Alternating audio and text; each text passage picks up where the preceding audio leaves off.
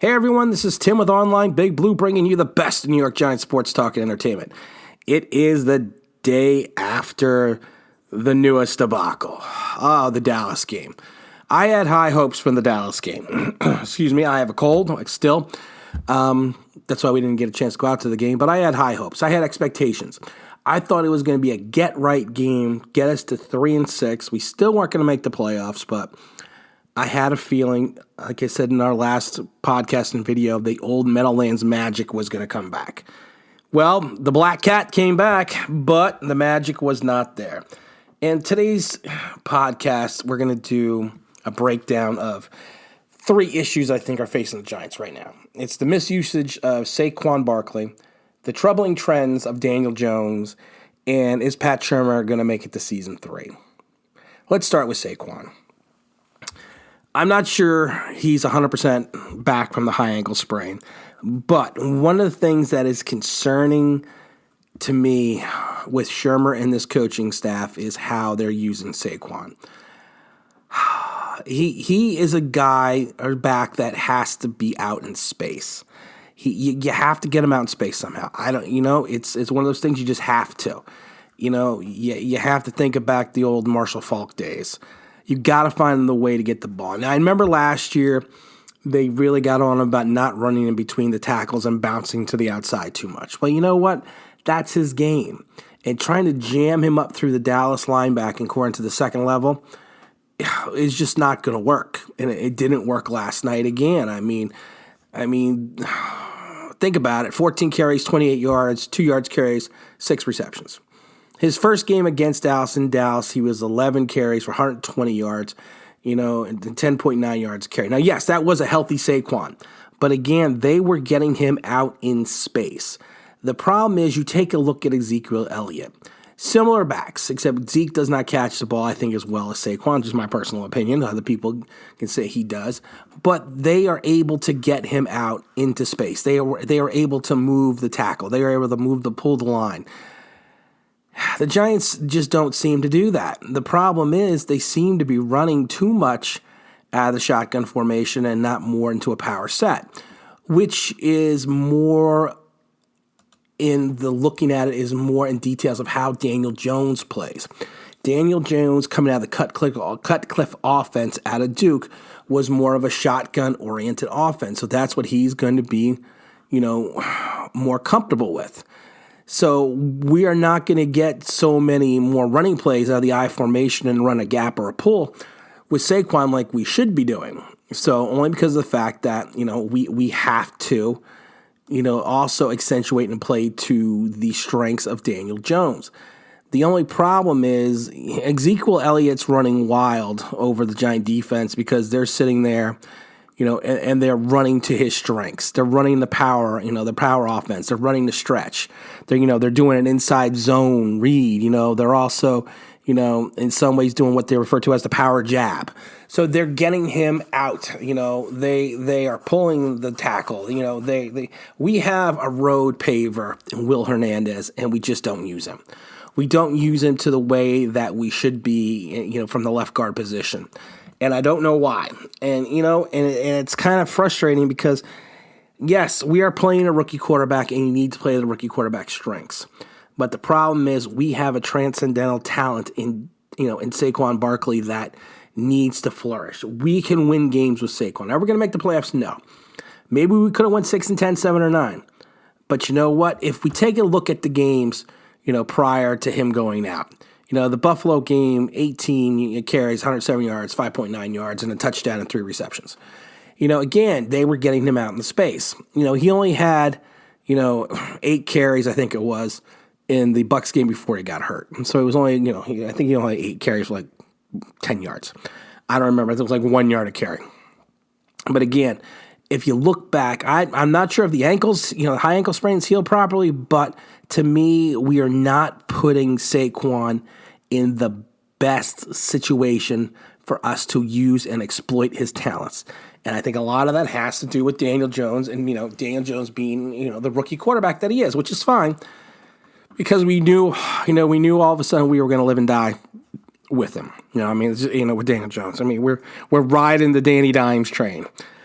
But you need to think about it. In a full year with Eli last year, he had over 1,300 yards, 11 touchdowns, 91 receptions. I think he's got 28 receptions now in, I think, 1, 2, 3, 4, 5, 6 games. So he's not going to come anywhere near those totals. So, we have a talent. We drafted the talent, but we're not using the talent. Now, let's get over to Daniel Jones and some what I like to call a disturbing trend.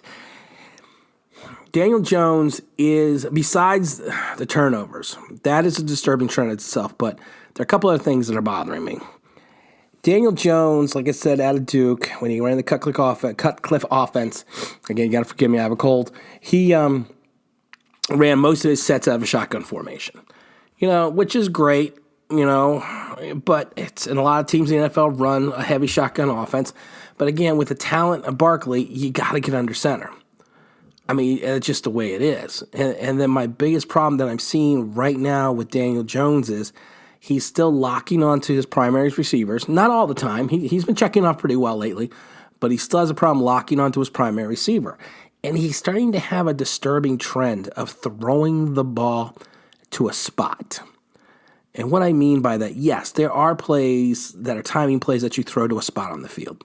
But it's almost like he's throwing it to a spot where he hopes that his teammate and his receiver will jump or make a catch and, make some spectacular catch, which they have. Darius Strayton, was making some catches earlier in the season. Now he's got some drops, but it's almost, and same with the Golden Tate throw. Golden Tate, even the throw against New England was not a fantastic throw. It was a great catch. Yesterday again, the catch itself for Tate was not a great throw because Daniel Jones is throwing to the spot. And his interception, he did the same thing. He wasn't trying to lead the receiver. He seemed to be throwing to a spot on the field, which to me is something that we need to keep an eye on because to me it's almost a disturbing trend that he feels I can throw it to that spot and, either my player's going to, and my player's going to come out with it. And that's great confidence, but the only problem is that's not going to work in the NFL. I mean, you have something to say. I think he has something like 17 turnovers now, and he's leading the NFL in turnovers beyond the fumbles as well. The other thing that has worried me about Daniel Jones since day one, and even going back to all the other podcasts and everything else, is Daniel Jones' pocket awareness is okay. His pocket blindside awareness is terrible. And he also does not sense the rush. He's got the wheels, to roll out, to move him in the pocket. But if you watched Eli knew when to step up into the pocket, go to the left, go to the right. Eli, after all of his years of experience, basically knew where the rush was coming from. He could feel that, There are plenty of times that you see Eli about to take a sack, and Eli just goes down like he was shot. Why? Because he sensed it, and he knew not to take the big hit. Daniel Jones is not sensing that. He's holding the ball way too long in the pocket, and he's not feeling the rush. And he's definitely not feeling the blindside rush. I think that is something that will come with time, because, again, he is a rookie. But to me, the throwing the ball to a spot and hoping a receiver catches it and not feeling the rush, those are two trends that we really need to look at with Daniel Jones. And I think some of those are disturbing trends. But you know what? Again, this is only, 7-8 games into his rookie season. So you know what? Yeah, we always hope that quarterbacks make a big leap in year 2. He's getting the experience. We're losing the games because of it, not just because of him. Defenses. We're not even going to get into the defense tonight because, like I said, I'm not feeling that hot, and I don't feel like getting into that quagmire.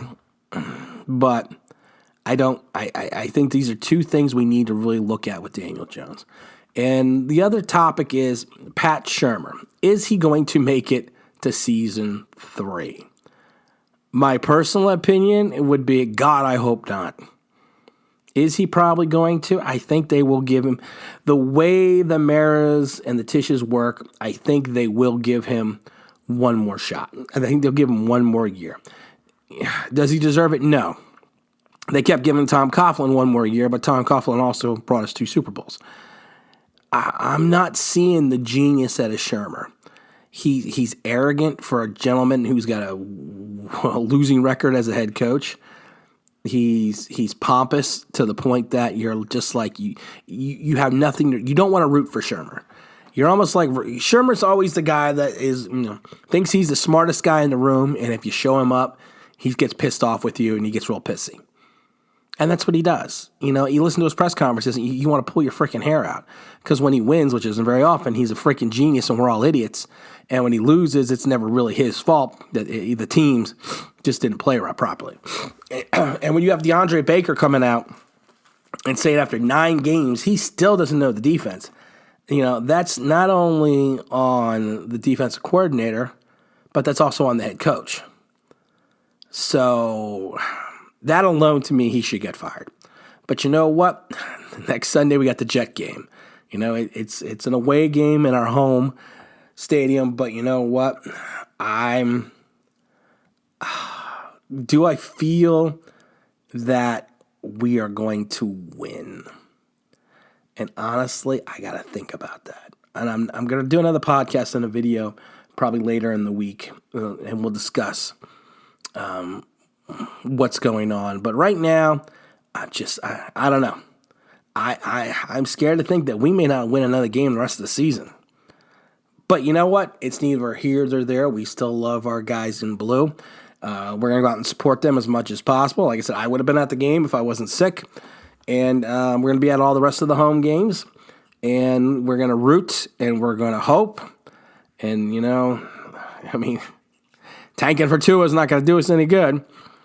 Because now Tua's talking about that if he's injured and can't play against the LSU game, that he might not come out, which I found interesting. But, that's neither here nor there. But you know what?